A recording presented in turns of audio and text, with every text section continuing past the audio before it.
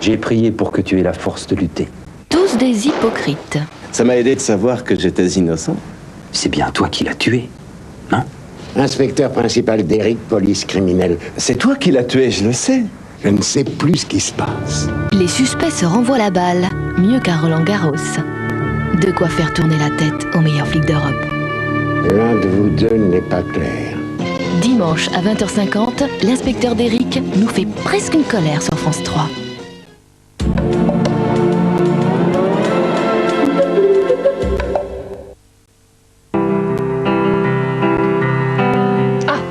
Parle de nous dans le journal. Charmant 3 pièces, idéal pour jeune couple. Oui. C'est nous ça, non? Bah oui. Et il donne aussi la recette des coquillettes.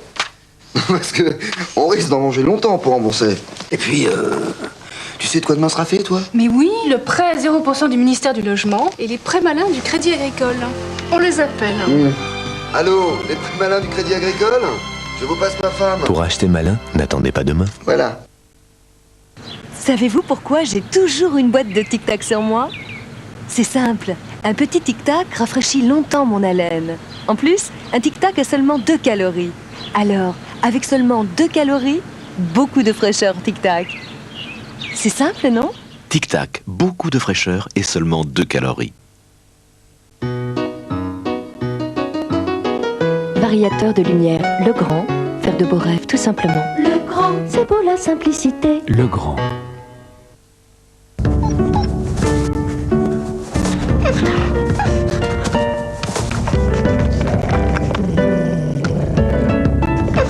Pour faire ses premiers pas dans la vie, Valvert loue à l'état sauvage.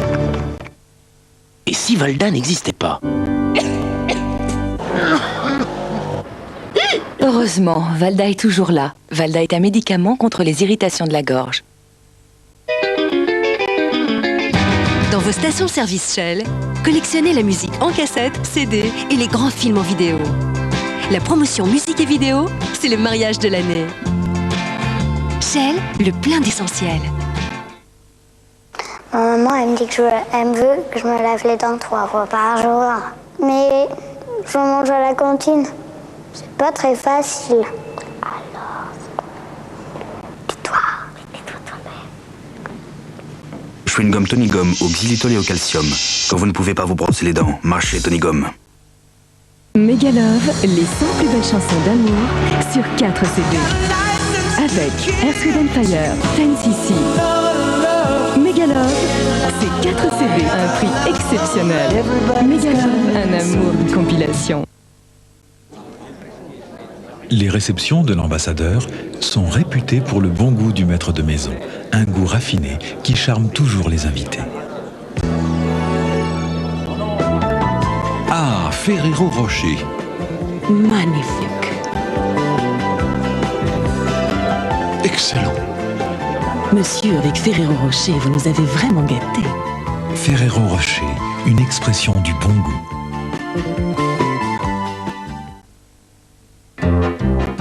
Chef d'entreprise, avez-vous vraiment le temps d'user vos nerfs sur votre flotte automobile? Chef d'entreprise, arrêtez les frais. Choisissez la gestion LeasePlan.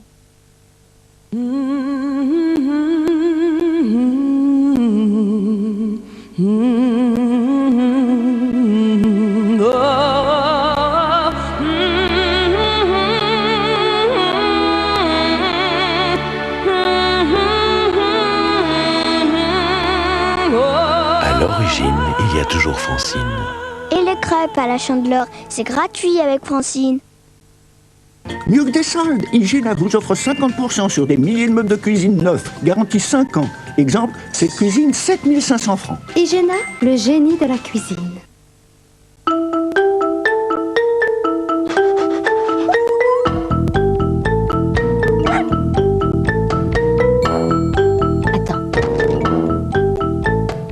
Frolic, c'est si bon. Comment y résister? Frolic, frolic. Les chiens feraient tout pour Frolic. Pour avoir la chance de gagner 1 million de centimes, rien ne vaut un trèfle. Ah bah non. Un fer à cheval. Ah bah bravo. Ah, les numéros de chance. Pas de chance. Oui, en fait, rien ne vaut Citroën. Eh oui. Jusqu'au 12 février, Citroën offre 1 million de centimes sur AX ZX Exentia. En février, ce sont les jours gagnants chez Citroën. On en a déjà parlé. Oui. Au revoir. Au revoir. Oui, ce que je voulais dire, c'est que j'ai pas toujours le temps de me brosser les dents après avoir déjeuné. Et puis c'est tout. Chewing-gum Tony Gomme au xylitol et au calcium. Quand vous ne pouvez pas vous brosser les dents, marchez Tony Gomme. Pensé et dessiné par France Télécom, voici Magis, le nouveau Minitel. Ce Minitel est si simple à utiliser. Une touche ou un mot de passe et tout un monde de services s'ouvre à nous. Un monde où l'on peut tous se retrouver par l'annuaire électronique, où trouver tout ce que l'on cherche, tout consulter 24 heures sur 24, tout prévoir, tout commander ou tout régler de chez soi. Magis, le nouveau Minitel, en vente ou en location dans votre agence France Télécom. Il aime le naturel et le confort moderne. Il a vraiment son style. C'est l'Australien de Dean, c'est lui, c'est l'Australien. Il revient, c'est très bien. L'Australien boxeur de Dean plus mal que toujours.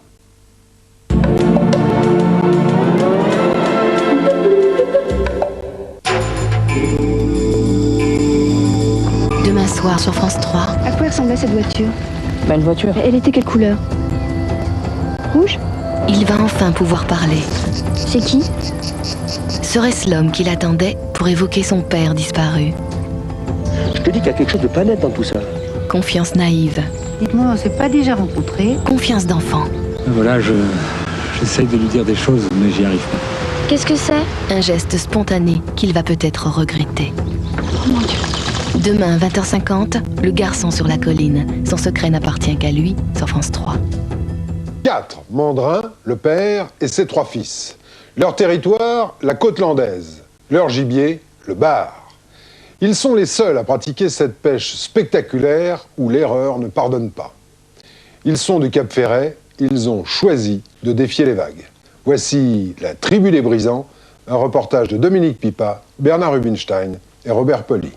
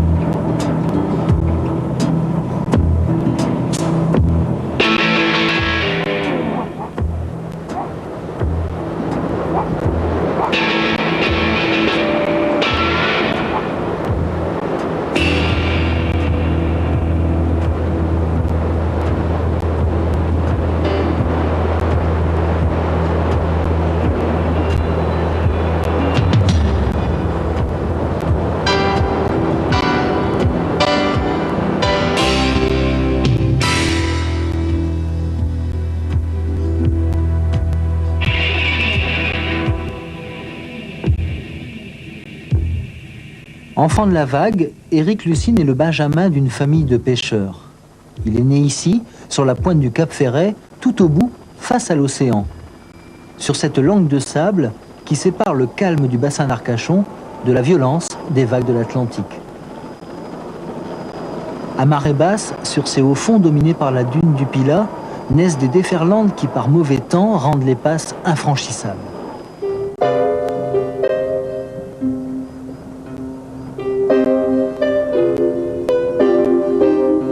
À l'intérieur du bassin, un autre monde qui semble étranger à l'océan, comme si ce dernier n'existait pas.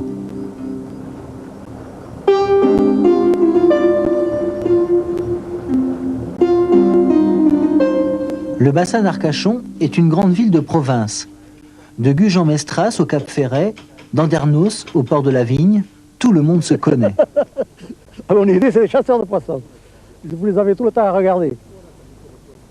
Tout le temps, tout le temps. Ils ont de très bons yeux. Surtout le Jeannot, là. Ce qui paraît qu'il y a un fils aussi qui est bon. Je sais pas, je ne connais pas. Les jeunes, je ne connais pas plus que ça. Chez les Lucines, vieille famille de pêcheurs, 3 frères ont décidé de tourner le dos à ce temps qui semble arrêter. Éric le surfeur, Jean-René le chasseur et Christian, qui sait que leur pêche coûte cher parce qu'elle est unique et pleine de risques.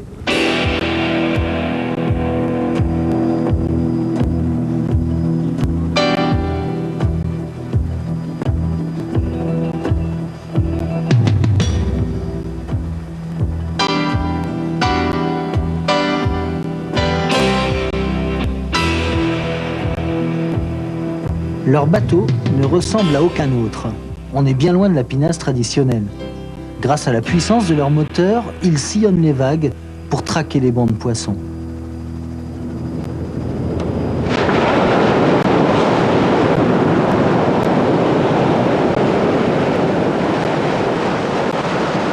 C'est la hauteur de la vague qui rythme la vie des 3 frères Lucines. Dès que la houle dépasse 2,50 m, dévider le filet à plus de 20 nœuds dans les brisants devient périlleux.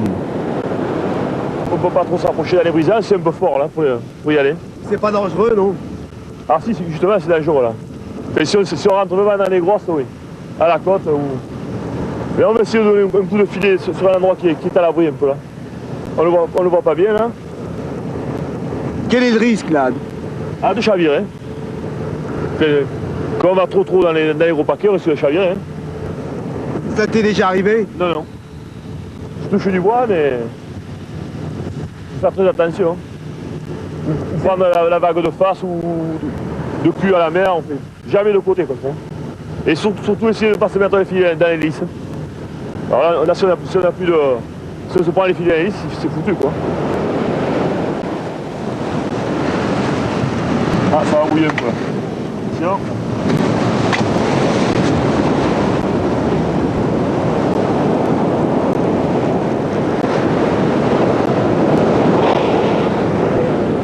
Souvent, quand les eaux sont prêtes, on cherche le poisson à vue. On trace la côte, on voit des brisants, on regarde au fond si on va passer le poisson. Et on voit le banc, on le tourne à fond. Dans les brisants, on prend que du bar moucheté, des dorades quelquefois en royal.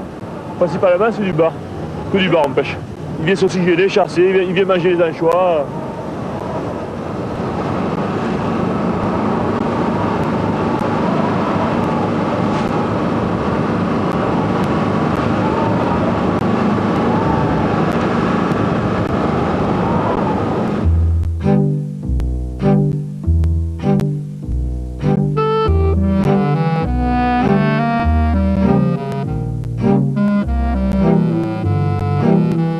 Cette passion des vagues, ils la tiennent de leur père, Jean Lucine, plus connu au Cap Ferret sous le nom de Mandrin. Ça c'est un surnom qui m'a monté, j'étais plus malin que les autres pour la pêche, c'est tout. Je m'occupais de personne, je faisais mes coups de filet, souvent la nuit.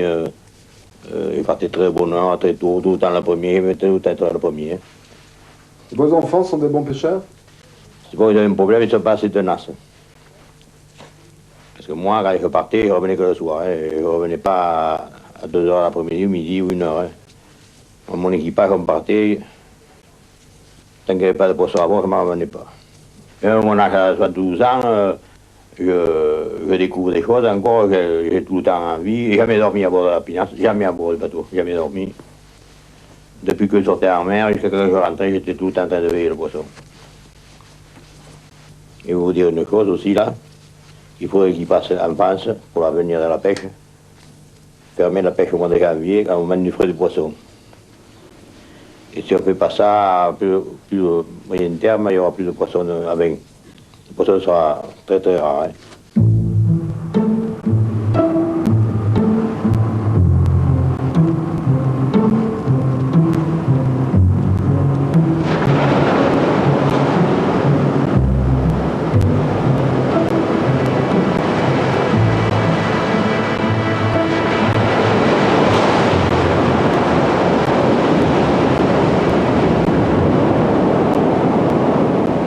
chasser et traquer le poisson, pour choisir le meilleur endroit où poser le filet, ils guettent le moindre signe. Un vol d'oiseau, un changement dans la couleur de l'eau. Chaque jour, les trois frères Lucine sortent avec leurs 2 bateaux. En cas d'accident, ils peuvent compter l'un sur l'autre, mais surtout, ils peuvent mieux encercler le poisson.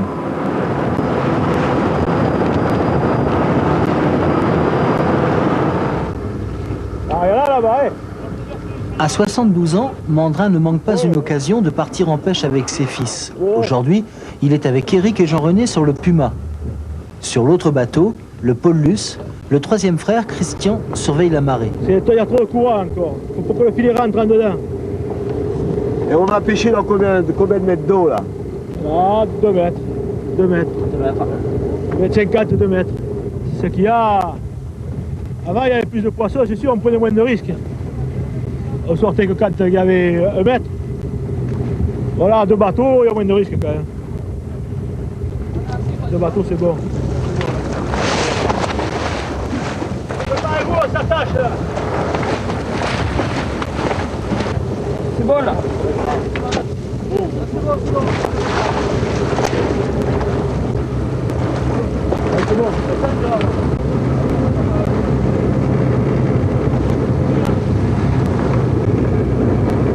La chasse a ses lois. C'est à l'étale de basse mer, quand le courant est nul, que les 2 filets sont réunis avant d'être dévidés à pleine vitesse dans les brisants.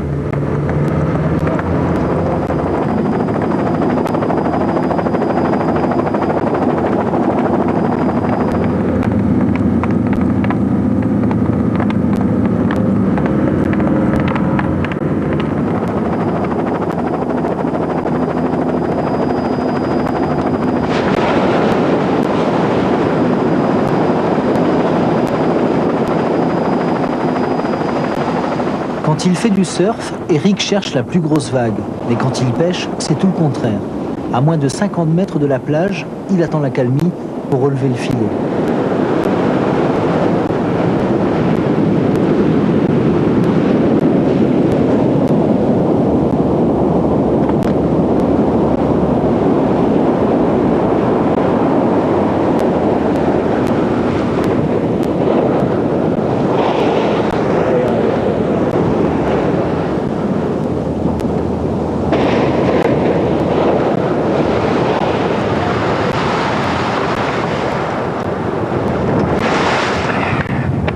Ça, tiens là. Ouais, poisson monté. Ah, ça vaut, c'est cool, là, parce que la vie, on est dans la vie. Cette façon de pêcher interdit toute protection. À bord, pas de filière pour travailler sur le pont, pas de harnais pour s'amarrer.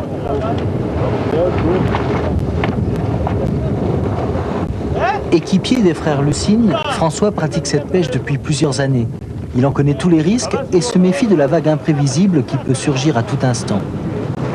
Quand le père d'Éric et Jean-René est tombé à l'eau, on a pris une grosse vague sur le bateau quand on était en train de relever le filet. Il a été éjecté du bateau, ainsi qu'un autre marin qui était avec nous à cette époque. Et il s'est vraiment noyé.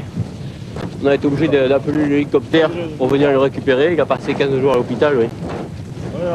On a eu des moments où effectivement, on s'est fait peur, oui.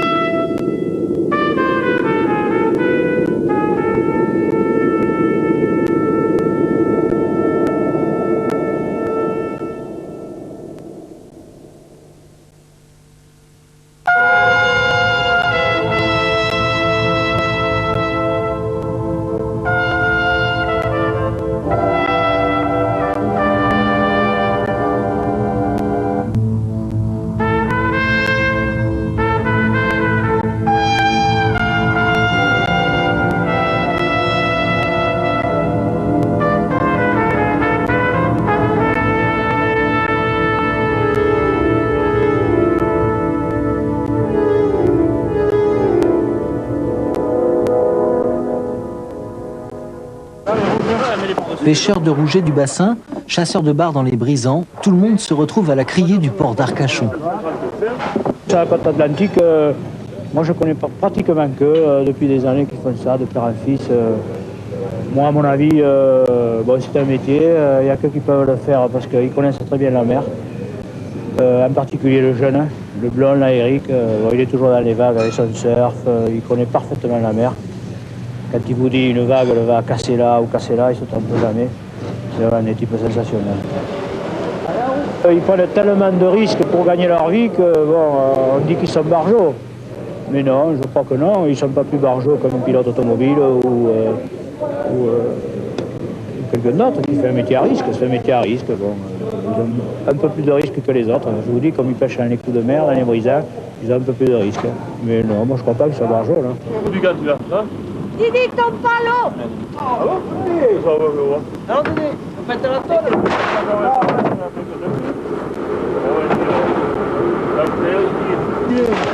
Quand il ne prend pas la mer, Mandrin ne rate pas une occasion de retrouver ses fils à leur retour de pêche.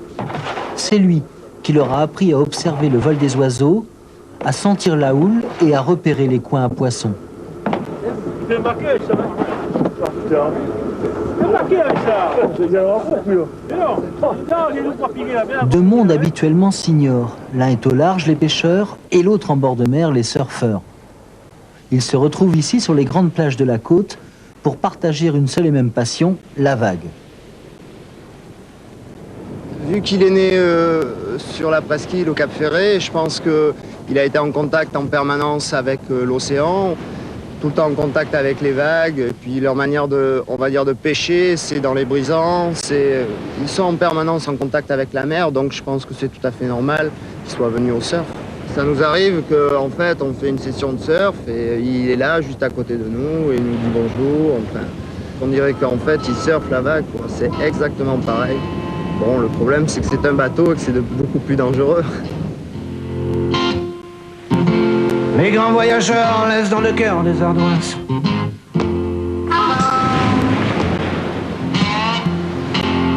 Les grands voyageurs laissent les tuiles aux Tuileries. Cherchent des amuse-gueules au buffet de la gare. Trop des femmes seules pour en affamer.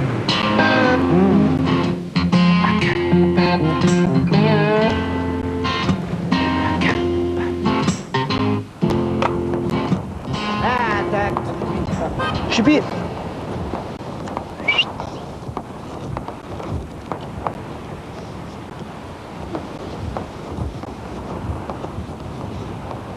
C'est à l'Aviron que Mandrin a débuté à la pêche, ici, entre les dunes, l'océan et le bassin. Et si le poisson était plus nombreux, le travail lui était beaucoup plus pénible. Ouais. Quand on était en vacances, depuis l'âge de 7-8-10 ans, on partait à la pêche avec lui. Mais bon, il n'y avait pas les mêmes moyens que maintenant. Hein. Il a commencé, lui, à la rame et il avait une vingtaine d'hommes d'équipage. Et pour vous dire, il portait la pinasse sur le dos avec l'équipage et il traversait la dune pour aller à la pêche, pour éviter de faire le tour.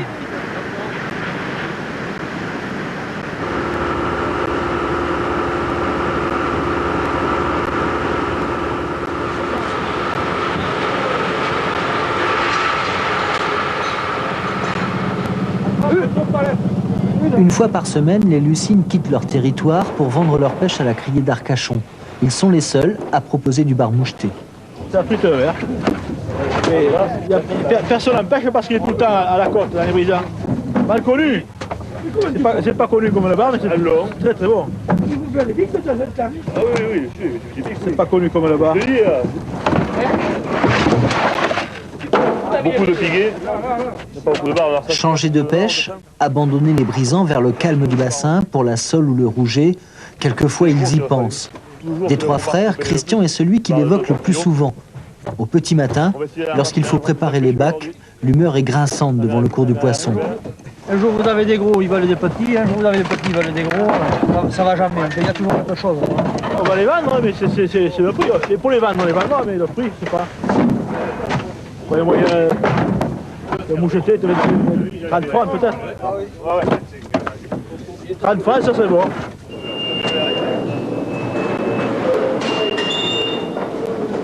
À la criée, au milieu des marailleurs, Éric, Christian et Jean-René sont avant tout les 3 fils de Mandrin. Vous savez qui c'était, Mandrin? Je sais pas, comment? Mandrin dans l'histoire de France. Oh, là, mais il faut accorder violent, là. Mandrin, vous savez pas qui c'était? Il était en Savoie. Il était contrebandier, il faisait la contrebande du sel, et puis après, il a chapeauté, disons, plusieurs mouvements. Ça n'a rien à voir avec la pêche. Ah, mais si, c'est parce qu'il était très malin. Il était très malin, disons Mandrin. Les soldats, voyez-moi ça, arrivaient à la voir, mais au bout de X années. C'est un type qui était très malin. On l'attendait là, il était à côté. Et c'est pour ça qu'on a appelé le père Luce Mandrin, quoi. Le Mandrin, disons le malin. Allez. Et le poisson, c'est comme la chasse, ou le cèpe, vous passez ici, il n'y a rien, et puis merde, l'autre qui passe à côté, c'est le pif, ça. C'est le pif. Il y a les endroits. Ah ben ouais, voilà, c'est un malin, hein. C'est un malin, le père Luce. Il n'y va plus beaucoup.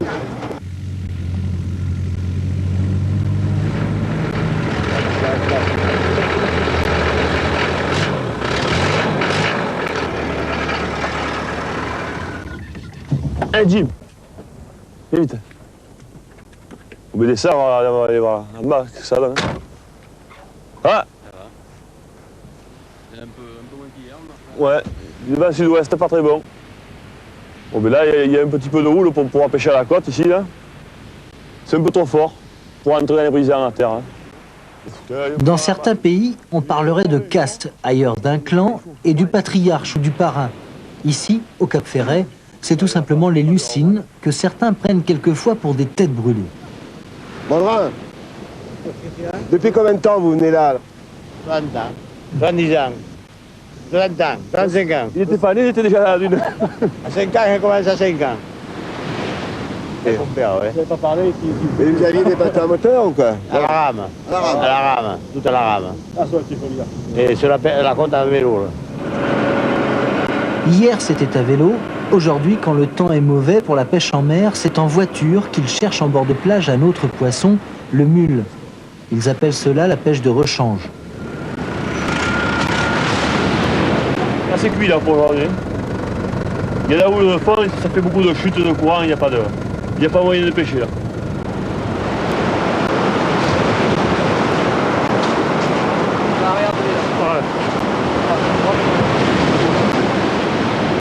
Là, comme on ne peut pas pêcher à l'océan avec le bateau dans les brisants, mais on se reporte sur cette pêche. Et s'il y a trop de mer pour là, on va chasser ou on va rouger. On fait ce qu'on peut.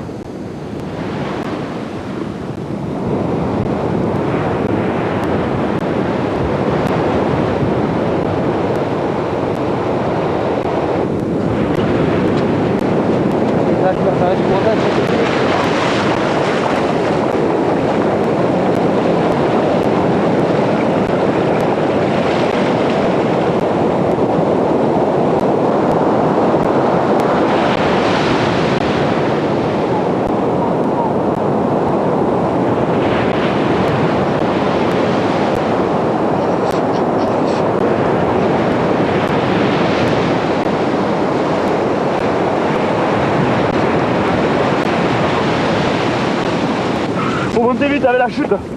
On va comprendre les abords. Putain, comme de mer, hein. Oh.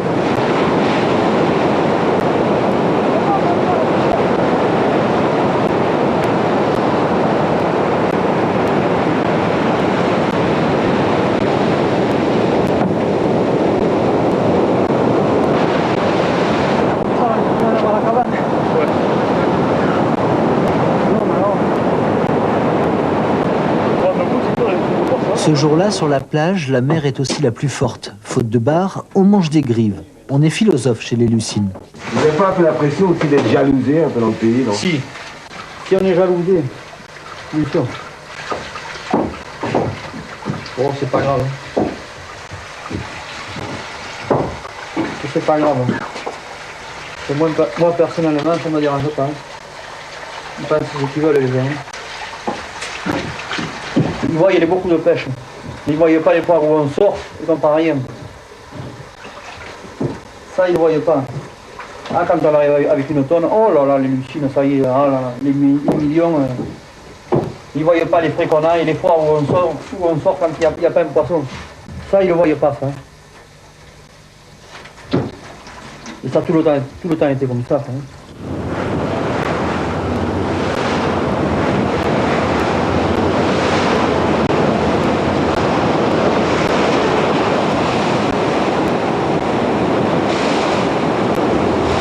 Derrière, l'autre côté là, il y a une série là. Attention à tes pieds, attention à tes pieds. Tiens-toi avec la caméra.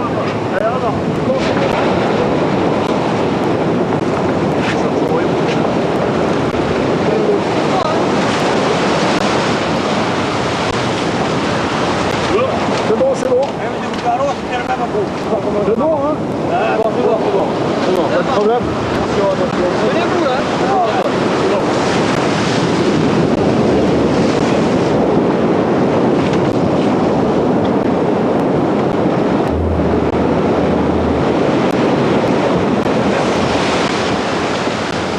Tu veux bien filer?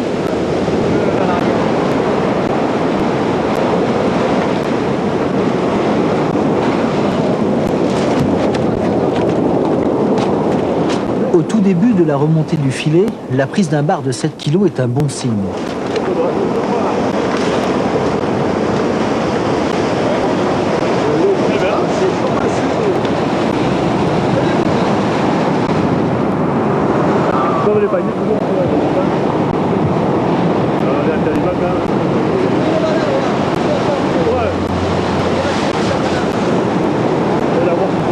Les mauvais jours, c'est 10, 12, voire 15 coups de filet qu'il faut lancer, relever, démailler pour gagner sa vie. Les bons jours, les 600 mètres de filet dévidés dans les brisants peuvent ramener jusqu'à 500 kg de poissons.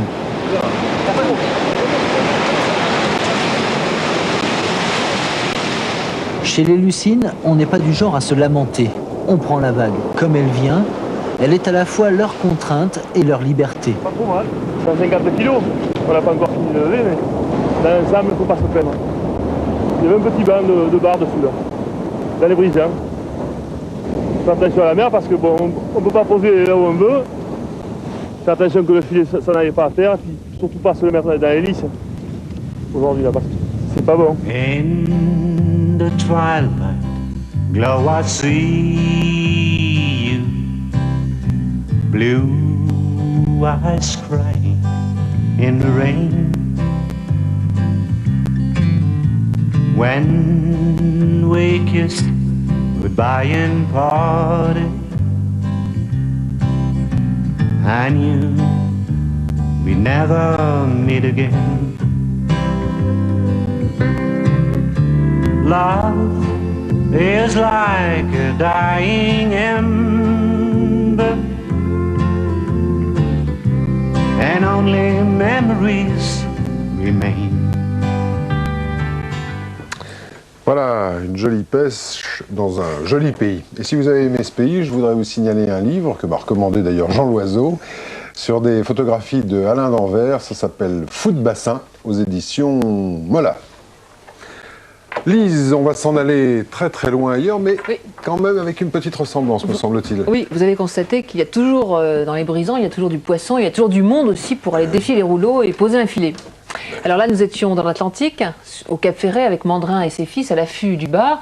Eh bien, moi, je vous propose de partir de l'autre côté du monde, dans l'autre océan, le Pacifique. Là, on va découvrir une autre tribu qui, elle aussi, affronte les vagues pour aller pêcher.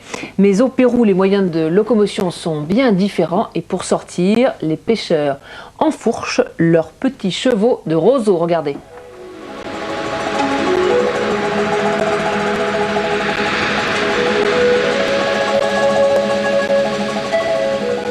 Au nord du Pérou, la petite ville de Huanchaco. Ici, les pêcheurs utilisent, ou plutôt en fourche, des embarcations uniques au monde. Des cabalitos de Totora, en français, des petits chevaux de roseau.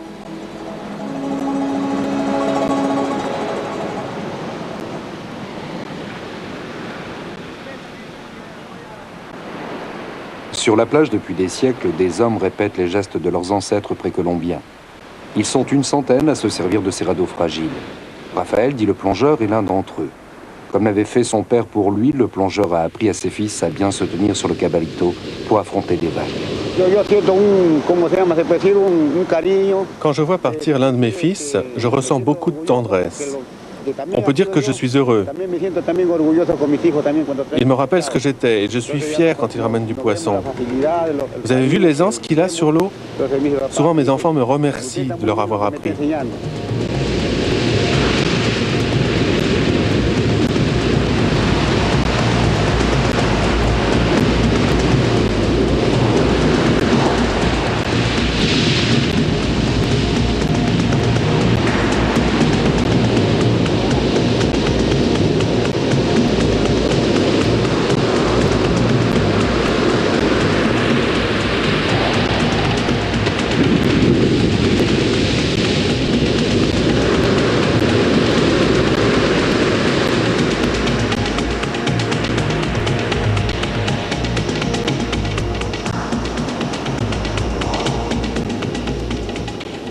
À Huanchaco, la pêche, c'est d'abord du rodéo.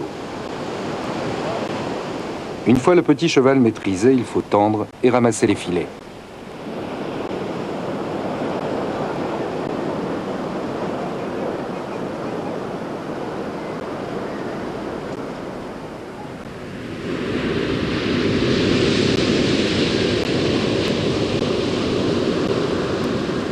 Les pêcheurs ne s'éloignent généralement pas de la côte. Mais on raconte que certains auraient fait de longs voyages sur leur embarcation de roseaux. On dit même que leurs aïeux seraient venus d'Indonésie sur des cabalitos de grande taille.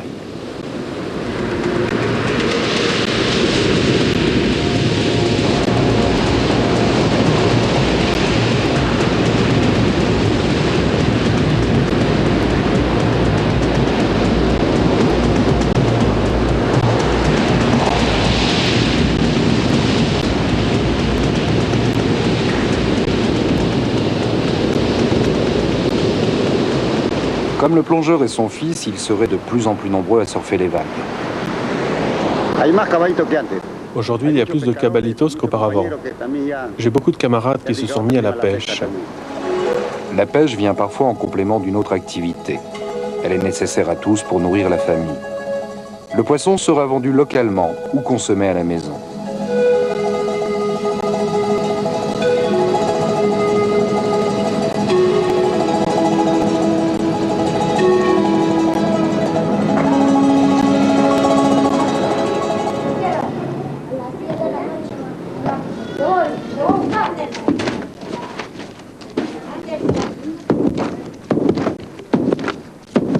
Il faut remplacer le cabalito fréquemment.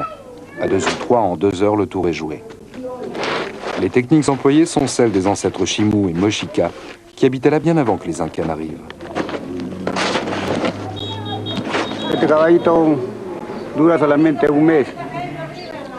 Un cabalito dure environ 1 mois, selon le nombre de sorties en mer.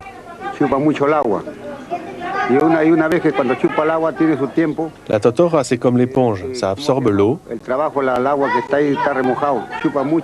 ça la conserve et avec le temps, le cabalito pourrit.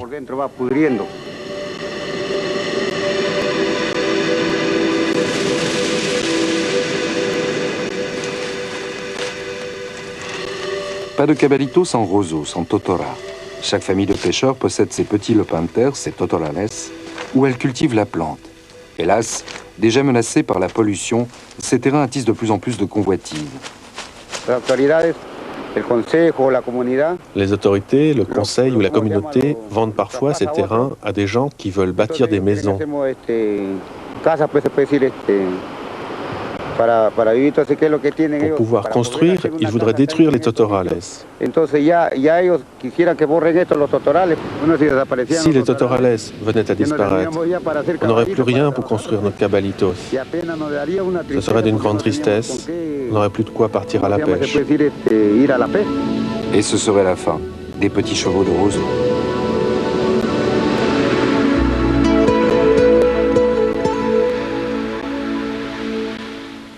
Les petits chevaux, c'est presque du surf.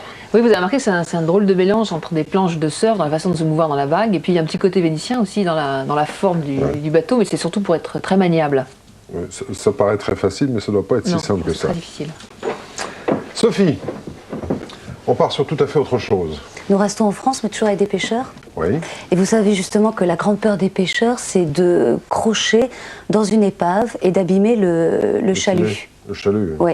Alors chaque capitaine de pêche a ses trucs, ses secrets, des épaves qu'il a déjà repérées et notées sur ses cartes marines, des cartes qu'il garde d'ailleurs jalousement. Eh bien, tout ça est en train de changer dans la presqu'île du Cotentin à Saint-Val-la-Hougue, et tout cela change grâce tout simplement à une bonne idée.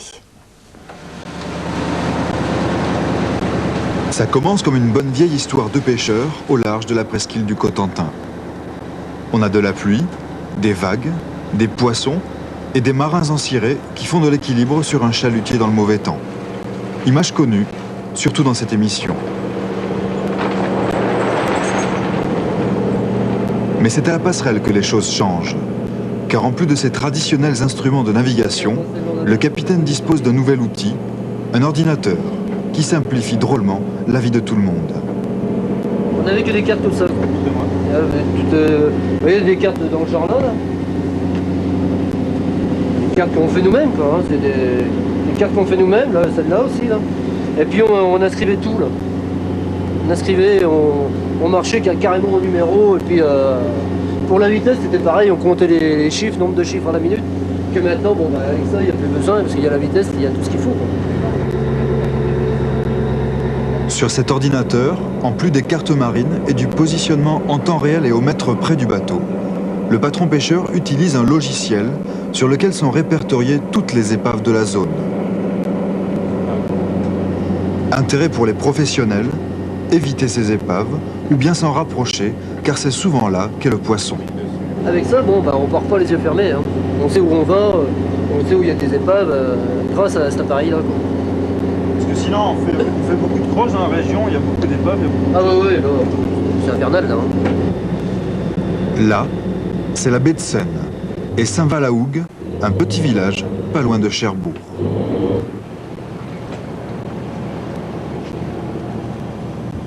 Changement de décor. Cap informatique, une petite société où voisinent des bouteilles de plongée et des ordinateurs. Qui s'occupe, ouais, je sais pas, vers 18 heures. Ici, ça phosphore dur. Bertrand et Eric, un ancien plongeur sous-marin et un ancien patron pêcheur, se sont associés pour développer leur invention, la carte épave. On est actuellement à peu près 6000 épaves répertoriées de la pointe de Bretagne, donc au large des îles Scilly et de la pointe de Bretagne, jusqu'à la frontière belge, même rentrant dans les eaux belges et anglaises. L'essentiel des épaves se trouve, pour notre travail, se trouve actuellement en baie de Seine, donc dans ces zones-là. Quand le bateau approche de l'épave, il se sert de son curseur pour aller demander à l'écran qu'est-ce qu'il y a donc sur cette épave. Donc on voit en première chose le point précis de l'épave. Ensuite, on peut éventuellement cliquer également au milieu.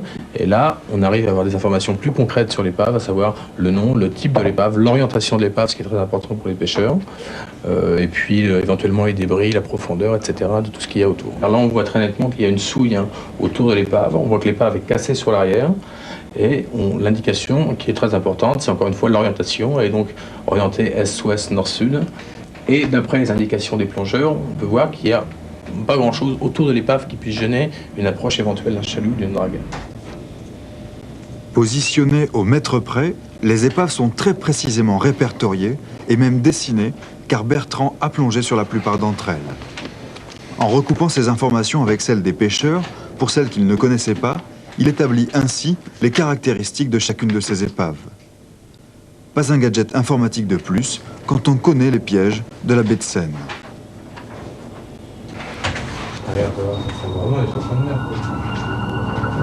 Car au fond de l'eau, c'est peut-être le monde du silence, mais c'est pas de tout repos pour les filets de pêcheurs. Un vrai parcours du combattant.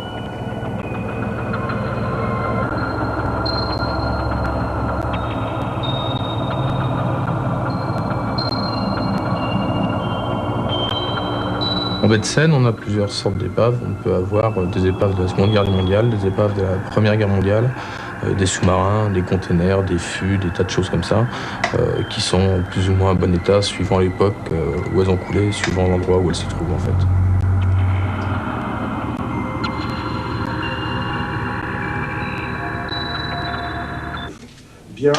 Dans un coin du bureau, des munitions remontées du fond de la mer, mais cela ne nous regarde pas.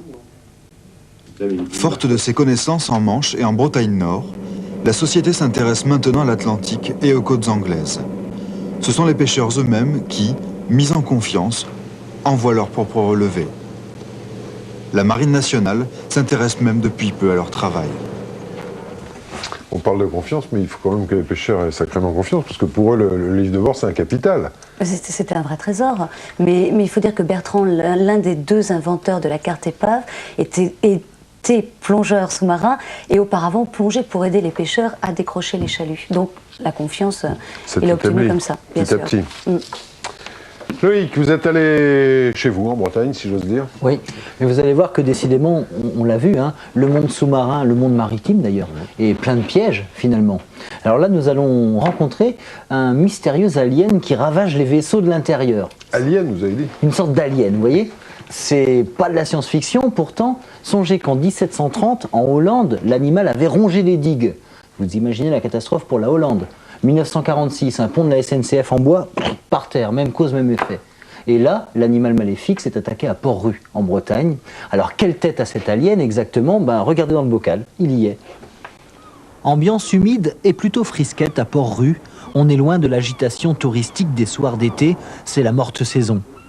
Et pourtant, bien cachés, blottis dans leur nid sous-marin, une armée de visiteurs provoque de graves conciliabules. Il est vrai que ces touristes-là, carrément patibulaires, on cherche à s'en débarrasser. Cet alien dans le formol est un mollusque qui pénètre le bois à l'état larvaire pour mieux le dévorer. C'est le célèbre taré, la hantise de la marine en bois. Les 600 poteaux qui soutiennent les pontons de Port-Rue en sont truffés, ce qui ne fait pas rire à Douarnenez. Mais ils sont très gros, ils sont parfois plus gros que ça? Oui, oui. À peu près 30 cm et 18 de diamètre environ. 18 mm de diamètre, 30 cm de long. Pour vous dire, les femelles, 3,2 millions chaque femelle. 3,2 millions. On ne sait pas d'où ils viennent. Ah ouais, ouais. Il y en a en Suède, des tarés. Peut-être pas de la même famille, mais celui-là... alors normalement, c'est le Pteridon navalis. Pteridon navalis, alias le taré, l'air de rien, avec ses dents microscopiques, le ver creuse des galeries de 2 cm de large. Et avec ses collègues, transforme une solide poutre en tas de sciure, vitesse grand V. Coup dur pour le port-musée, déjà malmené par les soucis financiers. Mais Jean-Pierre Philippe, l'un de ceux qui incarnent l'âme de Port-Rue, n'est pas du genre à battre en retraite devant la sale bestiole. Et en fait, le mal, il n'est pas si important que ça. On parlait des tarés, ça existe toujours, ça existe depuis que le monde est monde, des tarés. Même ici en Bretagne ou dans le... Ah oui, oui, oui. Enfin, il y en a particulièrement dans les régions chaudes, mais les Terre-Neuvans qui allaient pêcher la morue du côté donc des eaux froides de Terre-Neuve, donc avec leurs carènes qui étaient dévorées par les tarés. Et c'est pour ça qu'on les doublait de cuivre, donc pour remédier à cet inconvénient. Donc ça prouve bien qu'on lutte contre ces bestioles depuis toujours, hein, depuis qu'il y a des bateaux. Lueur dans l'adversité, si les pontons sont attaqués, le véritable trésor du port-musée, les bateaux, ne sont pas touchés. Reste qu'il y a du boulot. Les tarés, c'est la goutte d'eau qui fait déborder le port. Début euphorique il y a 3 ans, gestion aléatoire, effectif pléthorique. Aujourd'hui, les finances sont dans le rouge. Triste symbole, un squelette de baleine, la quille et les 6 premières vertèbres, abandonnées place de l'enfer. C'est un rêve de bateau géant, mort avant d'être né. On oublie le clipper. Ici, on l'appelle clipper le défunt. Mieux vaut en rire qu'en pleurer. Et puis, à Douarnenez, une poignée de furieux ne veut pas, mais pas du tout, se laisser aller au vent mauvais.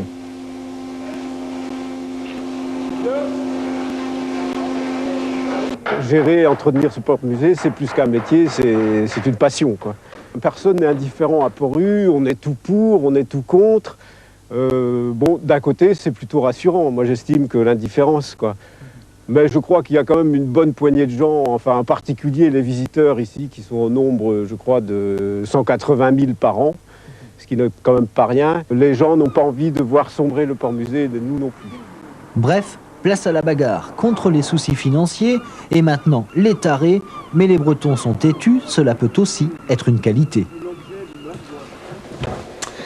Loïc, le port-rue, même s'il a des ennuis, il est quand même ouvert, on peut aller le visiter. Oui, on peut aller le visiter, le musée du bateau est ouvert, tout ça, oui, oui. Ça va repartir tout ça. Ouais, ouais. Et Clipper aussi, on sait pas bien. Clipper, ça risque pas quand même, non. Bon. Et alors pour se débarrasser des bestioles, oui. figurez-vous, bah oui, à Brest, ils mettaient les pièces de chêne dans la rivière, la Pinfeld. Parce qu'en fait, le taré est allergique à l'eau douce. Ah, quand même. En conclusion, buvez du Bordeaux. Voilà. Alors vous avez rencontré un alien, mais vous en avez un aussi à nous présenter. Oui, mais alors de taille. Hein. Dans 20 000 lieues sous les mers, vous vous souvenez, il y a un passage inoubliable dans lequel... Il y en a plusieurs même. Il y en a plusieurs, mais il y en a un que je retiens ce soir, évidemment, dans lequel Jules Verne décrit l'attaque d'un monstre marin, d'un calamar géant. Alors sous sa plume, il semble indomptable, il est effrayant. Imagination, littérature, peut-être pas. Regardez. C'est bien un calamar. Il mesure 8 mètres de long. Il pèse près de 1 tonne. Il a été capturé au large de la Nouvelle-Zélande où ce grand corps a été exhibé et immortalisé. Regardez, ça c'est un calamar de taille normale. Vous savez qu'un calamar de taille normale, donc comme le petit que nous venons voir, mesure d'ordinaire entre 8 et 50 cm de long. Le monstre, celui de 8 mètres de long, ne pourra pas être mangé, car dans son corps, on ne trouve que de l'ammoniac. Il a fabriqué de l'ammoniac. Donc... Il fabrique lui-même de l'ammoniac. Oui.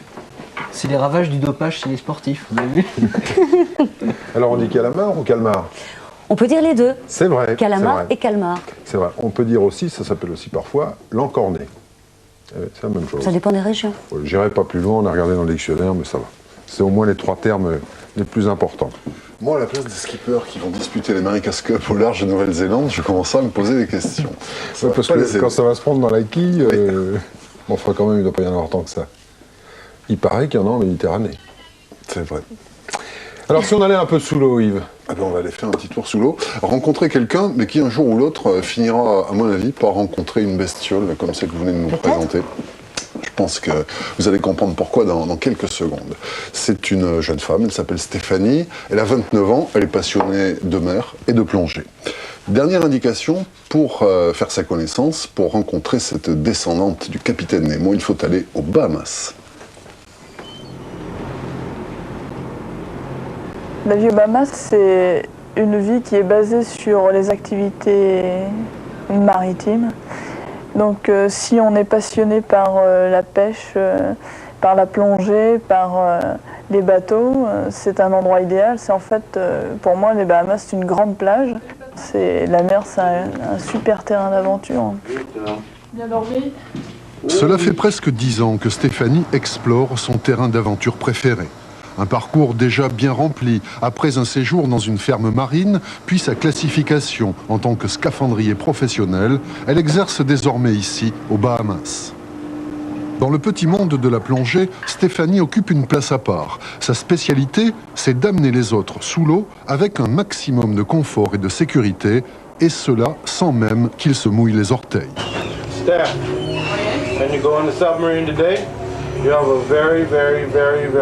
Ce matin, il y a beaucoup de courants dans la baie de Grand Bahamas. Il faudra donc que Stéphanie fasse preuve de doigté pour que ses passagers et clients, essentiellement américains, aient pour leur plaisir et pour leur argent. Dès l'arrivée sur le site, le système plongée se met en place. Dans quelques minutes, Stéphanie va se transformer en capitaine Nemo aux commandes du Deep Star. Ce qu'on ressent quand on plonge, quand on emmène 45 personnes plonger avec des enfants, des familles, c'est quand même une grosse responsabilité. Parce que, c'est quand même 45 personnes qui comptent sur vous pour passer un bon moment, mais aussi pour faire ça dans les conditions les plus douces possibles. Certaines personnes peuvent être stressées de rentrer dans un sous-marin, de devoir fermer les panneaux. Donc il faut conserver cette espèce de quiétude dans le sous-marin. Good morning, ladies and gentlemen. You're very welcome on Deep Star Submarine, and I hope you're ready for a great underwater adventure at 100 feet. We are now cruising. It's better. What kind do we have? What is it? No, it's not. It's a grouper. He is right, but it's called a black grouper, guys. And guess what? C'est mon 3e sous-marin. Tous les sous-marins sont différents. On doit s'adapter et comprendre l'engin. Comme un pilote d'avion apprend son avion quand il change de type d'avion. Tous les autres sous-marins de tourisme en exploitation sont des sous-marins à hublot. Donc là, on a vraiment une vision panoramique. On est dans l'eau sans être dans l'eau. C'est fabuleux.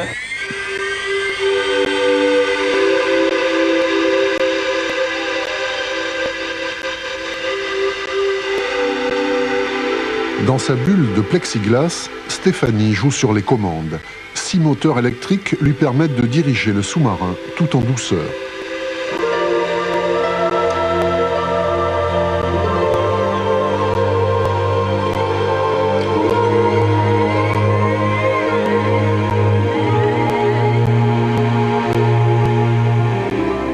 Le Deep Star, construit en France par la Comex, peut descendre jusqu'à 100 mètres de profondeur.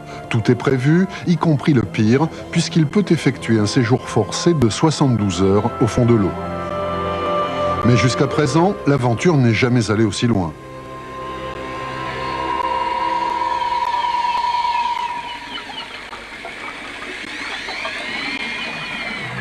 C'est rarement la même chose. Par exemple, aujourd'hui, on avait une visibilité qui n'était pas très bonne et un courant assez fort. Les passagers étaient très contents, mais pour le pilote, c'est différent des autres jours. Donc, les conditions de mer, les passagers sont différents, les poissons sont différents régulièrement. Le site, malgré tout, change tous les jours pour nous qui le pratiquons tous les jours.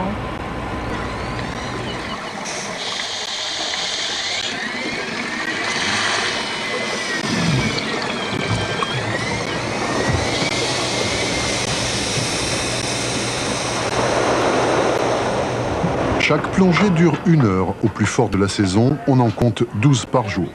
À la sortie, les passagers ont droit à leur certificat d'aquanaute. Quant à Stéphanie, elle est redevenue une silhouette discrète, à l'écart sur le pont du bateau. Là, elle va attendre tranquillement l'arrivée du prochain groupe pour redescendre vers son terrain d'aventure favori, aux commandes d'un monstre finalement très docile.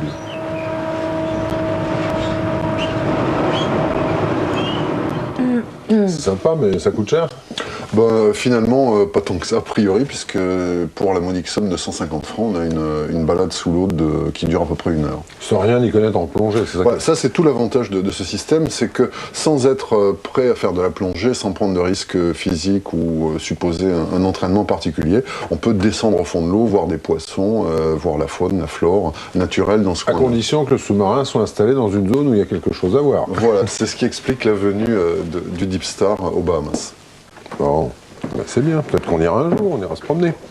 Lise, avant cela, il faudra peut-être te faire une émission la semaine prochaine. Alors, qu'est-ce qu'il y aura dans Thalassa la semaine prochaine? Comme d'habitude, on va découvrir et partager la vie de Kodabaï et Pani. Alors, Kodabaï et Pani, c'est un couple d'agriculteurs qui vit dans un petit village perdu dans les grandes plaines de l'Inde de l'Ouest. Malheureusement, ces terres ne suffisent plus à nourrir la famille. Alors, chaque année après la mousson, ils font leur bagage et ils vont s'installer au bord de la mer. Et là, la mer leur fournit de quoi vivre, de quoi se nourrir grâce au sel sur des hectares et des hectares de marais salants. Et c'est comme ça que ces agriculteurs, comme 40 000 autres familles, se transforment en paludiers. Par toutes les routes, tous les chemins, les saisonniers du sel convergent vers la mer. C'est une interminable procession de camions, de rickshaws, de dromadaires et d'éléphants qui engorge en quelques jours toutes les voies d'accès aux marais salants. Kodabaï et Pani ont 4 parcelles de marais salants à exploiter. Kodabaï vient ici depuis toujours. Enfant déjà, il suivait son père sur les salines. Comme pour son fils aujourd'hui, les montagnes blanches n'étaient alors que le décor d'un immense terrain de jeu.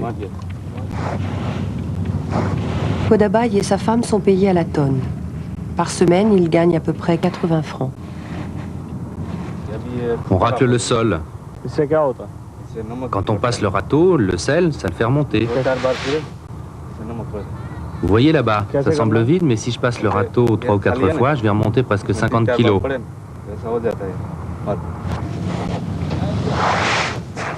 Chaque jour, Kodabaï et Pani remontent environ 8 tonnes de sel. Voilà, c'est très beau, ça s'appelle Fleur de mousson, la semaine prochaine dans Thalassa. Voilà, eh bien écoute, on attendra une semaine, il n'y a aucun problème. En tout cas, on va continuer la soirée sur France 3, puisque c'est... Peut-être, à Paris, il y a des hommes dans les arbres. Faut pas rêver, tout de suite sur France 3. Nimbus, question d'éthique. Déjà, on greffe un gène humain sur un animal. À quand le transfert de l'animal à l'homme? Déjà, le premier bébé éprouvette est majeur. Un enfant à tout prix, mais à quel prix? Déjà, on sait trier les embryons. Qui empêchera de futurs parents de choisir comme au supermarché? Qui édictera la loi? Qui fixera les limites? Déjà, le 3e millénaire avec Élise Lucet. Ce soir, 23h15, Nimbus sur France 3. J'ai un frère, on est jumeaux. Bientôt sur France 3. C'est vrai. Schwarzenegger vous taille un short. Laissez mon frère tranquille. Ouais. Comique, non, t'es jumeaux. Le cinéma est très taquin. Ma philosophie est, vous pouvez faire ce que vous voulez. Même avec le feu. Qu'est-ce qui se passe? Je suis Douglas Fairbanks. Est-ce que tout va bien? Il se passe quelque chose d'épouvantable. Mais l'issue sera fatalement la même. Mais l'amour dans tout ça. Votre dernière cabriole sur une pente fatale? Garantissez-vous ma sécurité. Marty. Garantissez-vous ma sécurité. Oui, je garantis votre sécurité. Il ment. Il ment. Accroche, mon Dieu. Pour les douceurs, adressez-vous à nos experts. Que voulez-vous? Le pognon, c'est tout. Je veux qu'on classe mon dossier. Et je voudrais avoir l'occasion de voir l'Inde profonde. Je veux un camping-car. Je veux te faire libérer de prison. Je veux la paix sur la terre. Sinon quoi, espèce de pauvre con? Et maintenant, amusez-vous bien. Niveau 3. 1, 2, 3. 1, 2, 3. Il n'y a plus de secret maintenant. Ne dites plus rien et venez voir en douce Jumeaux, la route des Indes, les experts. Mais chut, bientôt sur France 3. Il n'y a plus aucun secret. 1, 2, 3.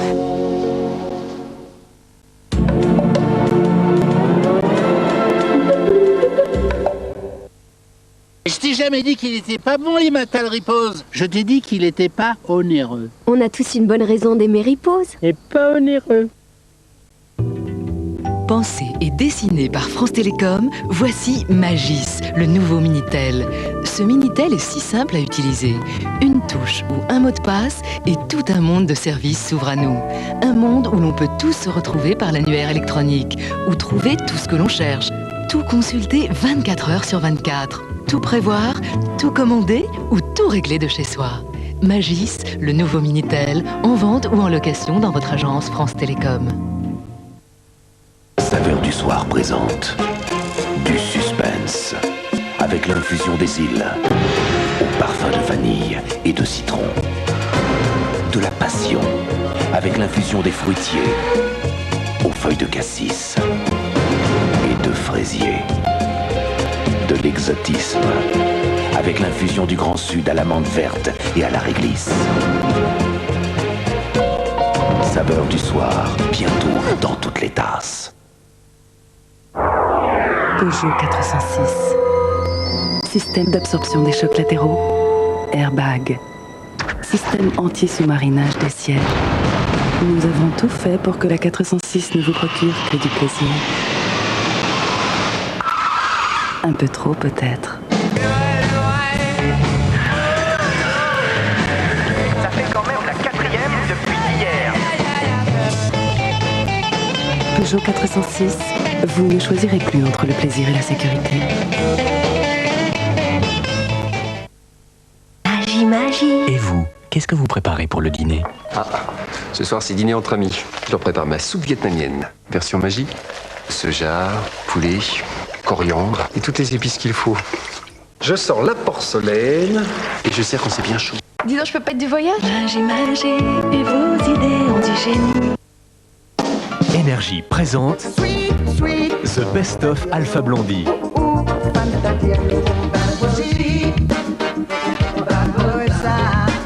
The Best of Alpha Blondie, c'est le meilleur d'Alpha Blondie.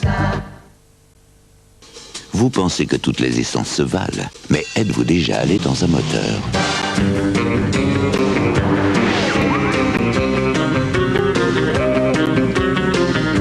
Là, vous comprendriez pourquoi chez Elf, on se bat pour la qualité avec Octane d'Elf, l'essence sans plomb qui décrasse, là où certaines autres encrassent. Tout Elf est pour vous.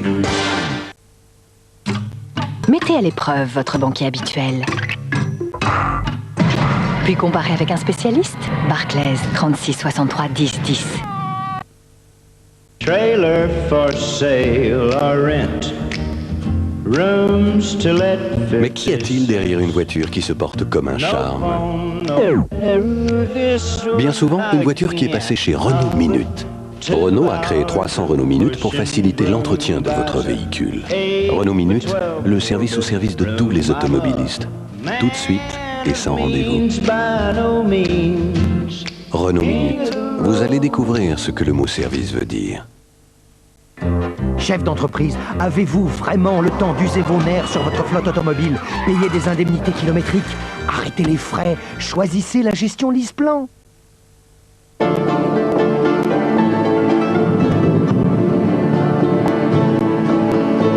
Lucy Norte, la musique du voyage.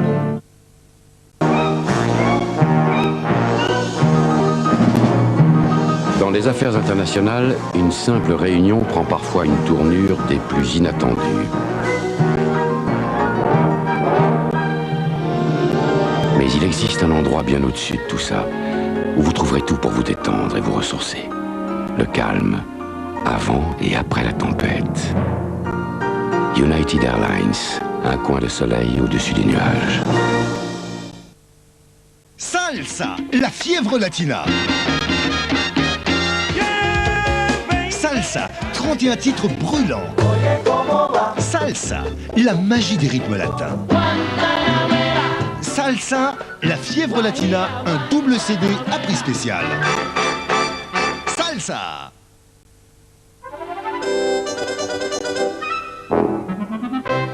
Superglue. Superglue ne fait pas que coller. Elle donne une seconde vie aux choses. Voici l'avenir de l'informatique d'entreprise. Non, attendez un instant, ce sera plutôt ça. Désolé, effacez ça. L'avenir, ça ressemblera exactement à ça. Réflexion faite, on pourrait peut-être aussi le voir comme ça. Enfin, peut-être. Il y a beaucoup de visions de l'avenir. Nos systèmes d'information intègrent toutes ces évolutions. Ainsi, quelle que soit la direction que l'avenir prendra, nous serons là. Digital, plus que jamais.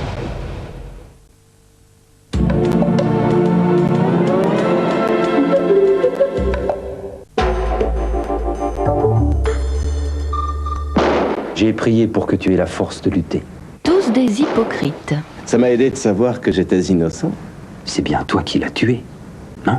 Inspecteur principal d'Eric, police criminelle. C'est toi qui l'as tué, je le sais. Je ne sais plus ce qui se passe. Les suspects se renvoient la balle, mieux qu'un Roland Garros. De quoi faire tourner la tête aux meilleurs flics d'Europe. L'un de vous deux n'est pas clair. Dimanche à 20h50, l'inspecteur d'Eric nous fait presque une colère sur France 3.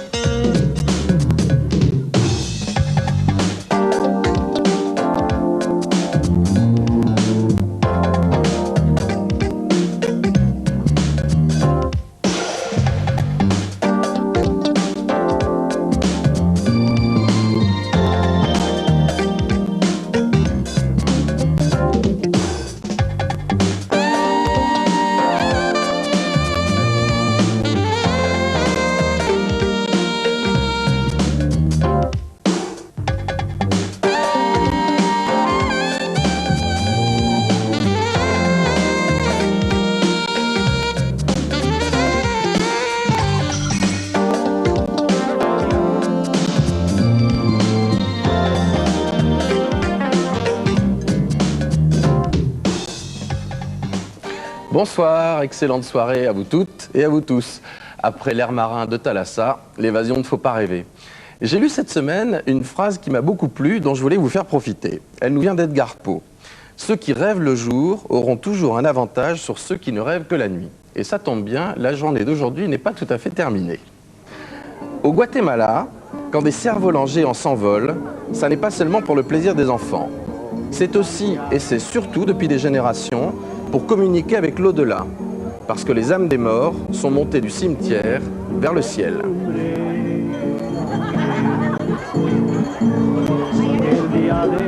Ceux-là passent des journées entières dans les arbres. On croirait voir des équilibristes, ce sont des bûcherons citadins, ou plutôt les élagueurs, ceux qui soignent les forêts de nos villes. Vous ne verrez cette image qu'en Italie. Une famille entière qui fabrique des pâtes fraîches, comme d'autres cisèlent des bijoux en leur donnant des noms différents. Et chaque dessin raconte une histoire, celle des derniers pasticci.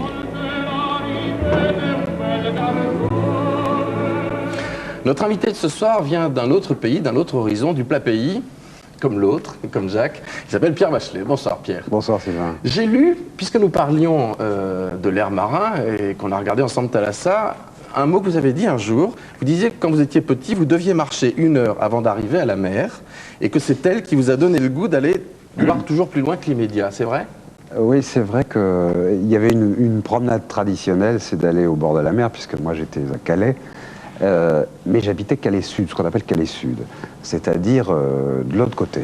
Et il fallait 55 minutes, 1 heure pour arriver à la plage. Et la promenade traditionnelle, c'était le bout de la Jetée. Et donc on marchait 1 heure, et tout d'un coup on arrivait au bout de la Jetée. Alors là, la Jetée, elle est quand même assez rare, c'est vite fait. On était au bout, on regardait, on restait 5 minutes, il faisait froid, il y avait du vent, et on repartait. On se retapait 1 heure de chemin. Bon. Comme disait Coluche, c'est beau, on se casse. Oui, c'était beau, mais je pense que... Alors, il y avait les ferries qui sortaient du port, etc., qui partaient vers l'Angleterre. Et je crois que ça m'a donné envie ça m'a frustré, quoi, cette histoire de jeter, qu'on ne pouvait jamais dépasser. On voyait la mer, on voyait même parfois les côtes anglaises, parce que selon la météo et le temps. Mais bon, alors je crois que c'est ce qui m'a donné envie d'être sur la mer et plus qu'au bord de la mer. Et c'est ça qui m'a donné envie de vous connaître un peu mieux ce soir, Pierre, parce que je sais que vous êtes un homme qui aime aller voir plus loin et puis qui aime bouger. Quand vous partez loin et vous partez longtemps en général. J'imagine que vous avez dû entendre quand vous étiez enfant justement cette phrase que nous disent tous nos parents pour nous habituer à l'idée de la mort. Ton grand-père, il est parti, il est mort, il est parti au ciel. Oui, absolument. N'est-ce pas ? Oui, bien sûr. Hein, on m'a dit ça, ma mère m'a dit ça quand j'ai un grand-père qui est mort assez jeune. Et que j'adorais, et qui m'offrait des tambours, enfin qui était une catastrophe pour mes parents, parce qu'à chaque fois qu'il passait, c'était un désastre à la maison. Mais c'est vrai qu'on m'a dit qu'il était parti au ciel. Ouais. Eh bien, c'est cette même idée, cette même conviction que l'on retrouve chez les Mayas, et en l'occurrence chez leurs descendants, les Indiens d'Amérique centrale. Mais vous allez voir, au Guatemala, le mélange avec la religion chrétienne provoque une fête très étonnante au moment de la Toussaint. Frédéric Chignac et Dominique Langlard ont accompagné des enfants qui jouent au même jeu que tous les enfants du monde, mais pas tout à fait avec la même signification.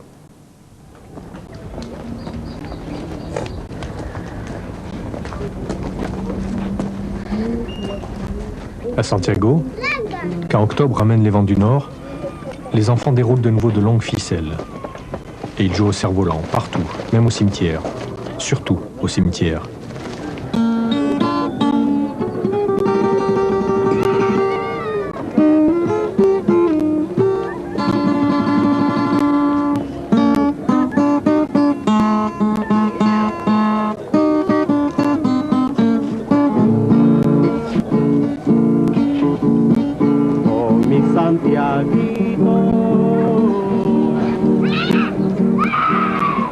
Santiago, c'est cette ville, en plein pays maya. Il y a 20 ans, un tremblement de terre a tout détruit ici, sauf une étrange habitude. À Santiago, quand la fête des morts se rapproche, les habitants fabriquent des cerfs-volants qui ne ressemblent pas aux autres.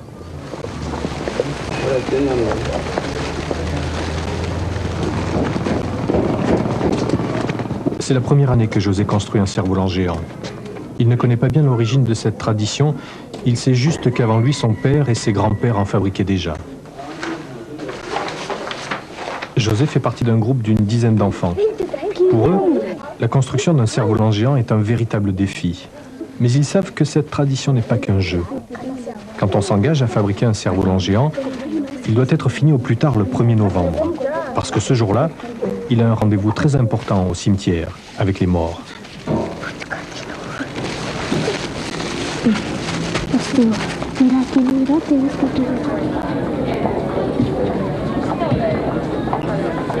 Aujourd'hui, sur le marché de Santiago, tout le monde vend et achète la même fleur. On l'appelle la friandise des morts. Les Mayas prétendent que les défunts n'ont pas perdu les plaisirs de la gourmandise et qu'ils se nourrissent de son odeur.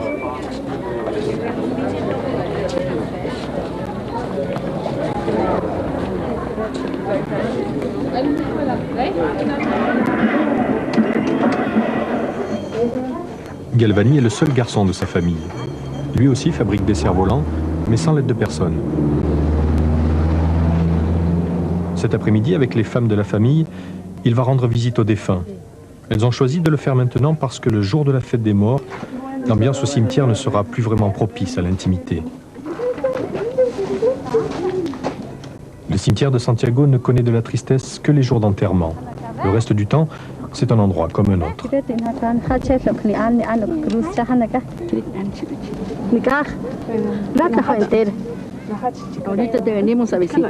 Notre mère, on est venu te rendre visite. Mère que tu étais en ces temps-là, on est venu te voir pour t'offrir ces quelques fleurs et pour te rappeler qu'on se souvient toujours de toi. Dans les autres villages du Guatemala, ils gardent réellement le deuil. Je pense qu'ils font comme nous. Ils viennent déposer quelques fleurs, mais ensuite, ils retournent s'enfermer chez eux.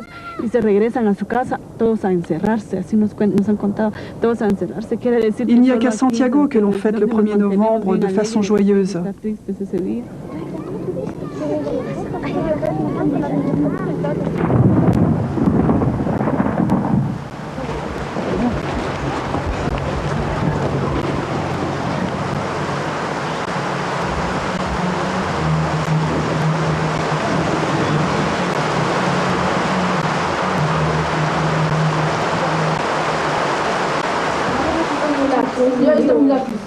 Chaque année, les cerfs-volants de Santiago deviennent de plus en plus grands, de plus en plus sophistiqués.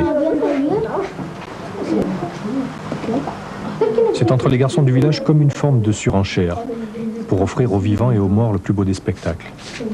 En contrepartie, les cerfs-volants deviennent de plus en plus compliqués à fabriquer. Ça fait 2 mois qu'on travaille sur ce cerf-volant. Là, on vient de commencer un nouveau travail. Et si ça ne se passe pas bien, on devra reprendre à zéro. À chaque fois que ça casse, il faut recommencer. Avec les couleurs, c'est pareil. Il faut beaucoup de patience.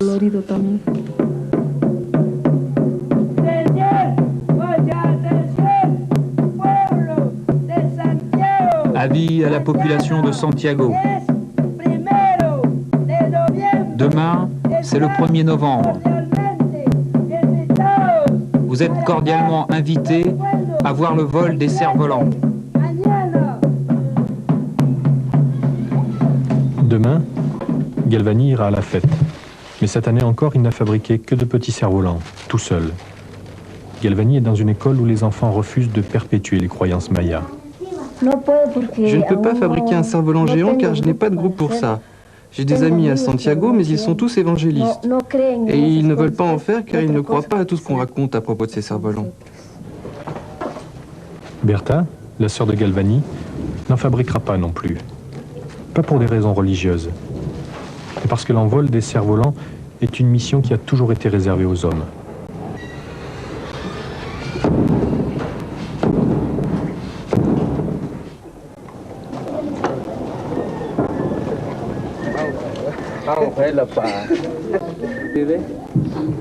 Ay, que sí, te lo puedo sacar. Buenos días, buenos días.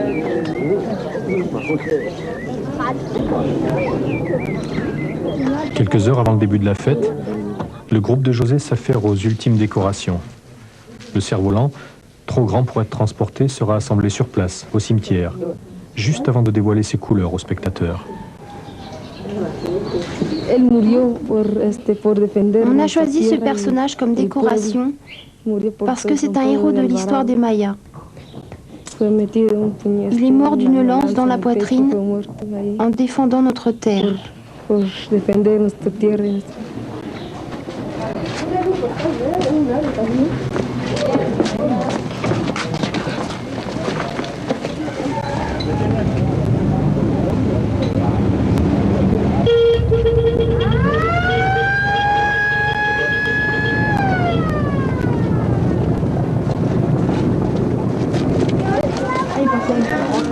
Le 1er novembre, on vient de partout pour voir les cerfs-volants.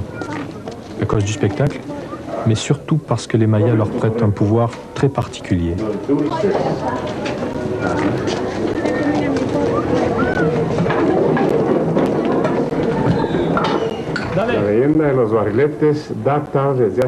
La légende des cerfs-volants remonte à 3 siècles. Nos ancêtres croyaient que lorsque les gens mouraient, ils allaient tous au ciel directement. Et à l'époque, des habitants de Santiago ont pensé que le moyen le plus facile de communiquer avec les morts, c'était d'utiliser le vol des cerfs-volants. Depuis, les Mayas ont appris que tous les défunts ne montent pas directement au ciel, mais certaines croyances ont la vie dure.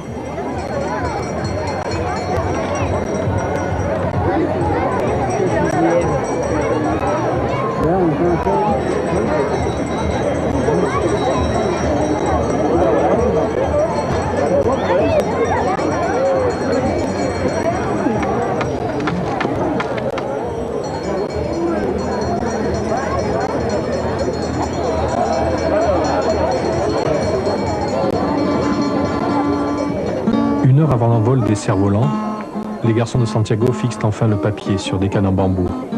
Le cerf-volant du groupe de José pèse ainsi plusieurs dizaines de kilos.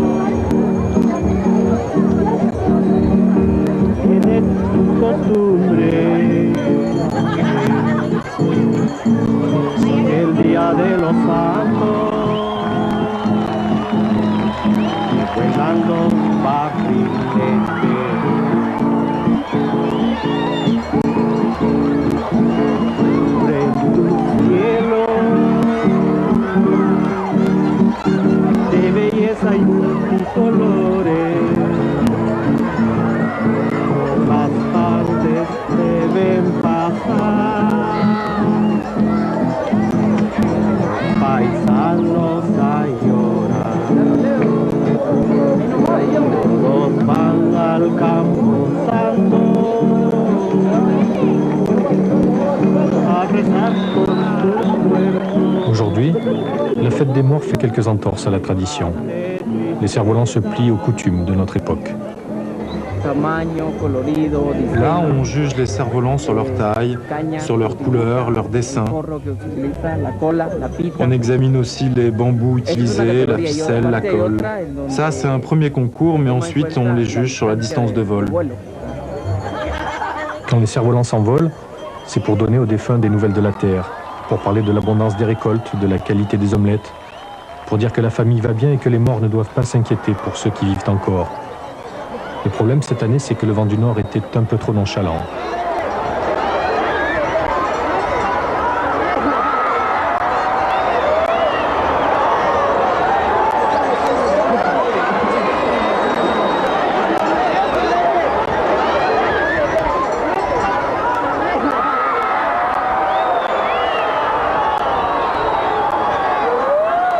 Le cerf-volant de José ne décollera pas, trop grand, trop lourd. Finalement, celui qui est allé le plus haut, c'est celui du PAN, un parti politique en pleine campagne électorale. Les juges étaient bien embarrassés parce que c'est le genre de cerf-volant qui n'a rien à voir avec la tradition. Le PAN n'a rien à dire aux morts.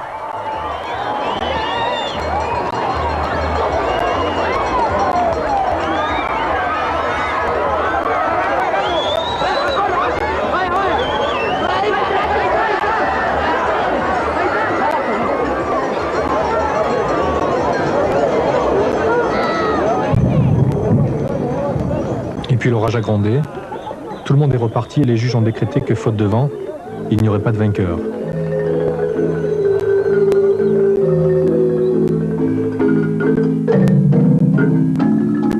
Et ceux qui avaient vraiment quelque chose d'important à dire aux défunts l'ont fait savoir d'une autre manière. Cette année, ce sont les cendres des cerfs-volants qui ont servi de messagers.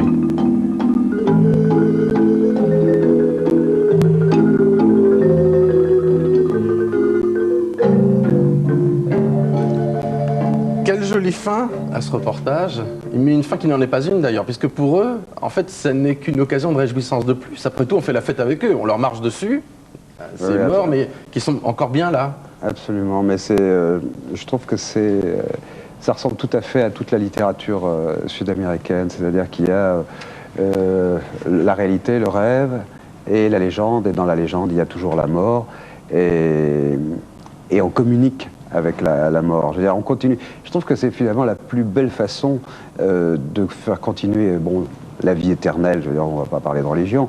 La vie éternelle, c'est une chose, mais pour que les morts continuent à vivre, il faut soit penser à ce qu'ils auraient jugé de ce qu'on fait, etc., suivre parfois des conseils, et puis peut-être de temps en temps, en effet, lever la tête symboliquement vers le ciel en disant bon, ok, d'accord, peut-être pas très, mais c'est-à-dire avoir une pensée, mais toujours comme une pensée dans la vie, quoi. Pas dire ah oui, j'y pense, j'ai des souvenirs, ça, non, une pensée, ah là, oui, là, il n'aurait pas été. Les gens ne meurent que si on les oublie. Finalement. Absolument, ça revient à ça, absolument, n'est-ce pas ? Absolument. Vous avez été cinéaste dans une autre vie, avant d'être chanteur, écrivain. Vous avez tourné en Amérique du Sud. Oui, j'ai tourné au Brésil, mais c'était très émouvant, d'abord parce que c'est sublime, mais j'ai beaucoup travaillé avec François Reichenbach. Et il a tourné tellement de films sur le Mexique, et j'ai travaillé beaucoup sur ces films, et je revoyais, parce que le Mexique, Guatemala, bon, c'est vraiment très proche, et c'est les mêmes couleurs, et c'est le même sens de la fête aussi. Et souvent la fête des morts au Mexique, c'est quelque chose d'extraordinaire. Et François, je passe un petit mot de François Reichenbach, qui était un cinéaste absolument fabuleux. Qui était venu ici, d'ailleurs. Et qui était un personnage, je pourrais dire, qui était incapable de faire un film tout seul. Parce que finalement, il ne suivait pas le sujet du film. C'est-à-dire qu'il y avait des opérateurs avec lui qui faisaient le film, qui assuraient par exemple la fête, la procession, et lui, il avait son regard. Alors tout d'un coup, il tombait sur un enfant ou sur une mère. Et ces plans-là supplémentaires faisaient que c'était un film de Reichenbach. Mais et vous, qu'est-ce que vous faisiez là-dedans ? Moi, j'ai tourné un film aussi au Brésil, qui était un espèce de film au Carnaval de Bahia, avec pas une fiction, mais un fil rouge qui permettait de passer de bloc en bloc. Les blocs sont les orchestres de quartier. Et il faut dire que le Carnaval de Bahia, c'est des millions de têtes noires au son de la samba, et on ressent le son d'ici. Ce qui a été très difficile à faire passer au cinéma, ça, cette espèce de sensation de ne pas ressentir le son par les oreilles, mais par le ventre, par l'estomac. C'est drôle parce qu'on a l'image de Pierre Bachelet chanteur, on sait que vous écrivez aussi, et puis je vous entends parler comme un cinéaste presque qui rêve de ne plus l'être. Non. J'exagère non, j'ai travaillé 15 ans dans le cinéma, c'est le métier que j'avais choisi de faire. Et pourquoi avoir changé ? Je dis toujours que j'ai mal tourné, mais bon, pas si mal que ça, finalement. Non, mais je suis ravi j'avais pas prévu du tout d'être devant, moi je voulais être derrière. Et j'avais pas prévu d'être un personnage public, j'avais pas prévu de perdre mon incognito, j'avais pas prévu d'arriver sous les projecteurs comme ça. Enfin, c'est pas arrivé par hasard, ne me dites pas que ça vous est tombé dessus sans que vous le vouliez. Mais c'est comme un jeu de piste, la vie. Je veux dire qu'on prend des chemins comme ça et on ne sait pas toujours où ils vous emmènent. On croit, on a la boussole, on a la sienne de boussole en tout cas, c'est son instinct. Et puis moi, j'ai pris les chemins qui se présentaient. Je veux dire, du cinéma, j'ai fait de l'illustration sonore, du son d'abord, de l'illustration sonore, et puis un peu de musique, de films, de petits films. Et puis après, les réalisateurs qui avaient fait des petits films ont fait des grands films, j'ai fait de la musique de grands films. Et puis voilà. Et puis vous êtes là. Et puis voilà. Moi, et puis je suis très bien. Ça tombe bien, alors tant mieux. Je vais vous emmener dans un univers dont vous parlez justement dans un album dont nous parlerons tout à l'heure, que vous venez d'écrire avec Yann Kefelec. Ça n'est pas n'importe qui, et qui parle de la ville. La ville, ainsi soit-il. Vous vous souvenez de ce mot fameux d'Alphonse Allais ? J'adore Alphonse Allais, qui n'aime pas cet homme et ce qu'il a dit. Il disait, les villes faciles, il n'y a qu'à les construire à la campagne. Ça n'est pas si bête, c'est rigolo, mais c'est pas si bête parce que finalement, c'est le plus grand luxe que peut connaître une ville, c'est de s'offrir de la verdure et une forêt dans les rues, n'est-ce pas ? Si je vous dis qu'à Paris, il y a 500 000 arbres au total, et qu'il y en a même à peu près 90 000 qui poussent dans les rues, je suis sûr que je vous étonne. Une vraie forêt dont il faut bien que quelqu'un s'occupe. Alors Didier Facio, Michel Marion et Antoine de Maximi ont suivi des élagueurs alpinistes qui grimpent aux arbres comme les enfants, comme vous, quand vous étiez môme, quand ils vont se construire des cabanes. Regardez ça.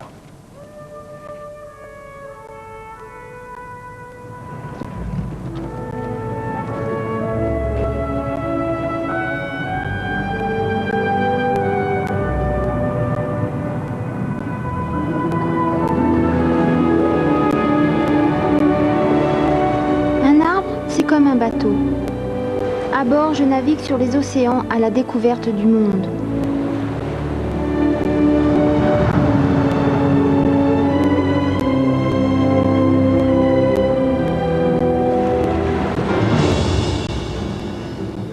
Des pirates montent à l'abordage.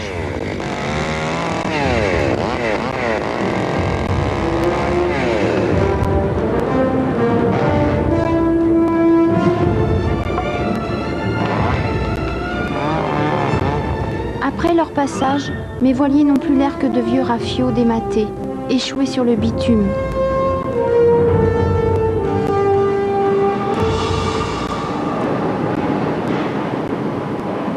Tous les jours de la semaine, Serge se lève à 5 heures.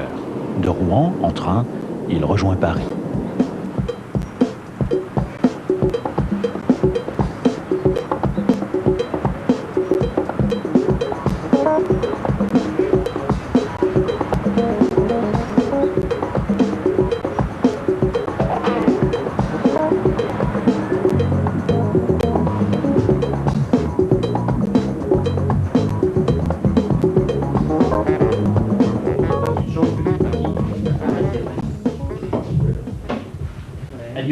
Comme Serge, la plupart de ses collègues viennent chaque matin de grandes banlieues et de plus loin encore pour travailler dans la capitale.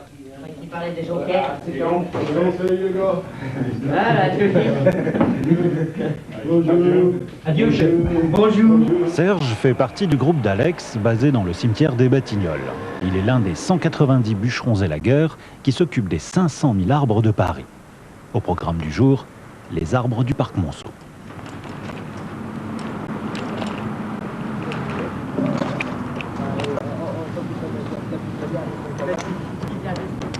Avant, Serge travaillait dans une autre branche. Je travaillais dans les voiliers, quoi. Je préparais les gréements, tout ce qu'il fallait, quoi. Je préparais les bateaux neufs, les équipais, neufs comme vieux.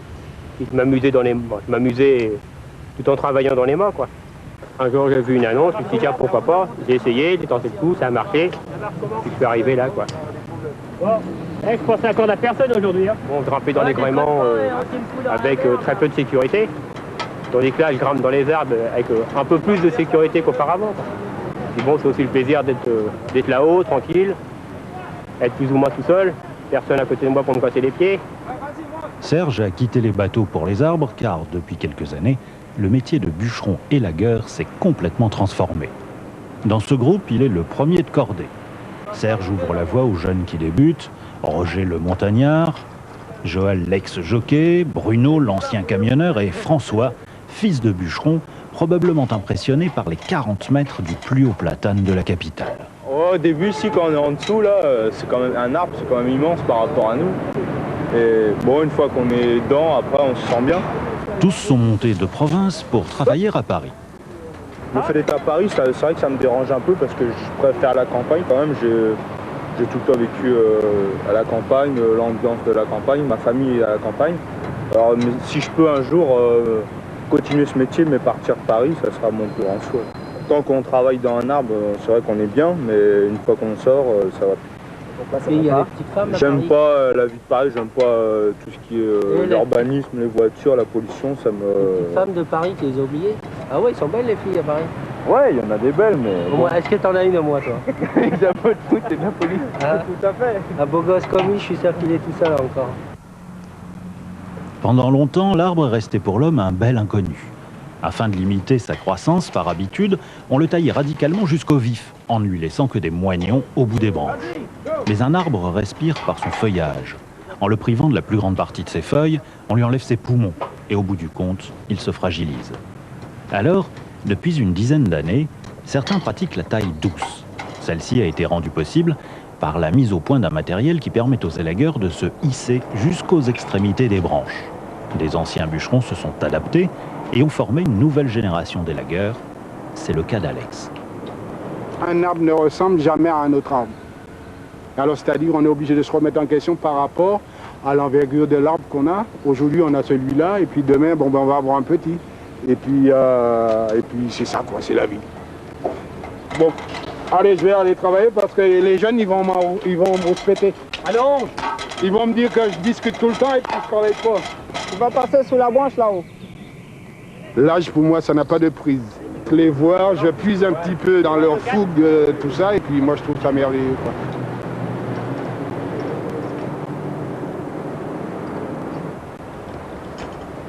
Ouais, tu peux l'attacher. Et tu sais, mets ton poids dessus. Là, faire bouger. De nombreux jeunes, passionnés par la nature, ont trouvé leur voie et du travail grâce à la taille douce. Non, descends pas. Quand on aime la nature, on aime ou on n'aime pas. Ça, il y en a qui préfèrent rester enfermés dans un bureau. Bon, ben moi, c'est pas mon style. Moi, j'ai jamais travaillé en usine. Ça, je me plairais pas. J'aime pas être enfermé. Moi, il me faut des espaces. Il me faut la nature.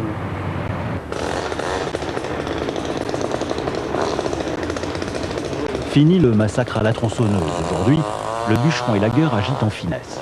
Malgré son apparence, l'arbre est fragile, car sa partie vivante est située en périphérie, juste sous l'écorce.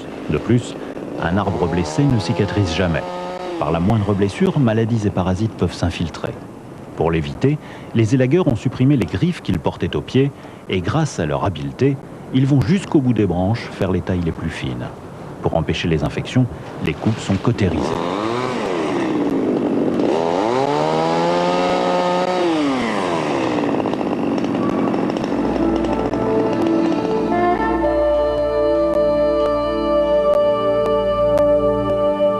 C'est le résultat qu'on voit après surtout qui fait plaisir. Quoi.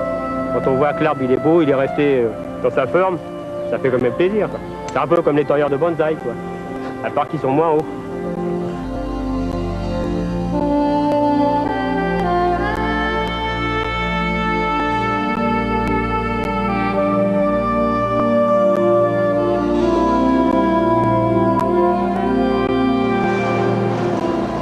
Si dans les parcs, l'équipe de Serge travaille sans trop de contraintes sur des arbres qui peuvent malgré tout s'épanouir, en revanche dans les rues, les élagueurs sont confrontés à toutes sortes de problèmes car les arbres doivent avant tout s'intégrer à la vie urbaine. Avenue MacMahon, c'est une autre équipe, celle de Denis Vasseur qui est à l'œuvre. Ici, on pratique aussi la taille douce, mais pour des raisons de rendement et de facilité, les élagueurs n'ont pas encore abandonné leurs griffes pour grimper sur les branches.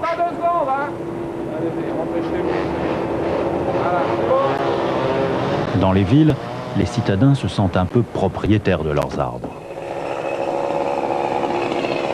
N'en coupez pas trop. C'est très beau les feuilles devant nos fenêtres. Pas trop, pas trop, pas trop.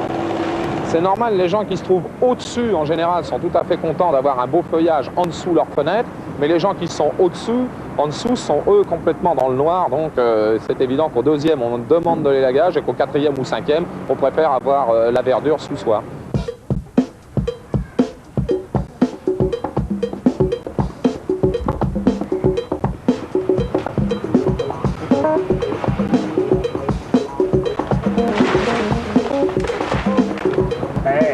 On va aller récupérer les calories qu'on a perdues. Le midi, où qu'il soit dans Paris, toute l'équipe rentre casser la croûte dans son QG au cimetière des Batignolles. C'est noir, c'est noir. Là, tu vas me faire de la place. Il avait mis ma corde, lui il arrive, il dit pousse-toi, je monte sur ma corde, je dis oh là là, c'est qui va t'arriver. Dans le groupe d'Alex, les jeunes se sont bien implantés. Ouais. Moi le plus costaud, c'est moi qui parle le moins fort. De quel coin d'où nous venons, on a peut-être les mêmes problèmes, les mêmes difficultés, et puis pour les résoudre, on a tous la même solution. Et puis, bon, ben, on fait avec quoi. On se regueule, mais après, bon, ben, on s'embrasse. Alex, je suis sûr que c'est toi qui auras dit le Premier ministre. Mais ça vient.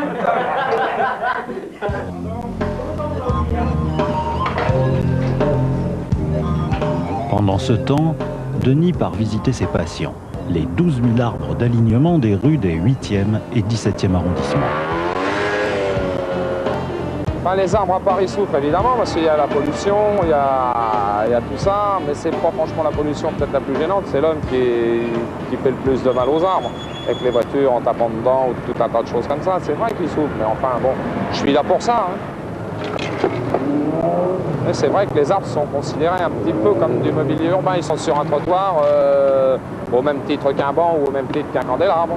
Tandis que l'arbre c'est un végétal c'est vivant, donc ça doit se respecter. À Paris, tous les arbres possèdent leur carte d'identité sur laquelle sont indiqués leur emplacement, leur âge, leurs caractéristiques. Régulièrement, ils subissent un examen sanitaire bien nécessaire. Je connais pratiquement tous les arbres par le fait. toutes les rues, je sais telle rue c'est telle essence, pratiquement il y a... Je suis là, là où je suis depuis 1983, donc je sais à peu près depuis 83 tous les arbres qui ont été plantés ou de leur provenance et tout. Il faut des arbres à Paris. S'il n'y avait pas d'arbres dans une ville, ce serait la mort assurée de tous les gens qui y vivent. L'arbre en ville est pour le citadin le rappel de la nature oubliée. Pour les enfants, le lien entre la terre et le ciel, le réel et l'imaginaire.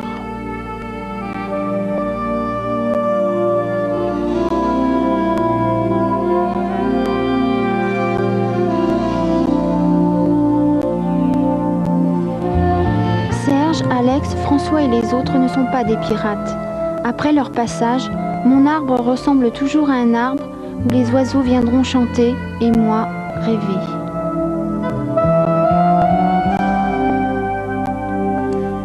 Et nous aussi avec ce petit garçon. Je trouve que c'est un beau corps de métier qui n'exerce d'ailleurs pas ses talents qu'à Paris. Hein. Ça s'est passé à Paris, mais beaucoup de villes comme Besançon par exemple sont très en avance et d'autres. Ouais. Et ça reste, je trouve, un merveilleux enjeu, non? C'est tout à fait extraordinaire de constater qu'il y a encore des métiers où vraiment on respecte, on a un respect et un amour pour ce qu'on fait, le fait de le faire bien, etc. Ce sont des métiers nobles finalement. Ce qu'on appelle les métiers nobles. Je pense qu'une certaine partie de l'agriculture est encore comme ça, par la grosse, etc. Une partie de la pêche est encore comme ça, pareil, par la grosse peut-être, pas celle où on ratisse avec les filets, mais... Sûrement pas. Je préfère les petits artisans, les petits agriculteurs, ça reste humain. Mais hélas, on est en train de les tuer, enfin de les empêcher de continuer. Oui, je sais. C'est très triste. Et la mine, Pierre Bachelet c'est encore un métier noble. Vous êtes né dans ce milieu-là, vous? Oui, absolument. J'avais toute la famille de ma mère qui était dans le bassin minier. Ouais. Et vous avez vécu dans les terrils, les corons? Je suis allé courir sur les terrils et noircir mes culottes, mes marronnes, comme on dit dans le Nord. C'était un métier, c'était fou parce que la seule obsession du père et de la mère, c'était que les enfants ne descendent pas, surtout, et qu'ils fassent autre chose. Et la seule fierté de l'enfant, c'était de descendre. Allez savoir pourquoi. Ça, c'est encore quelque chose. Faire comme papa, descendre, c'était la plus belle chose, le plus beau cadeau qu'on pouvait leur faire. Et le père qui savait, disait non, il faut qu'ils prennent une autre option, il faut qu'ils s'en aillent, de toute façon c'est fini, de toute façon c'est foutu. Un jour, tout ça, c'est... Ils le savaient tous. Et c'est pour ça que cette espèce de noblesse, je pense, c'est pour ça qu'on a beaucoup de mal à les recycler, beaucoup de mal à...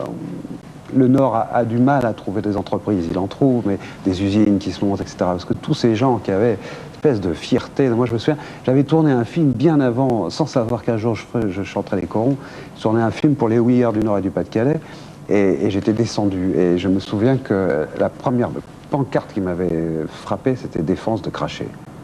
Ça m'avait... la deuxième chose qui m'avait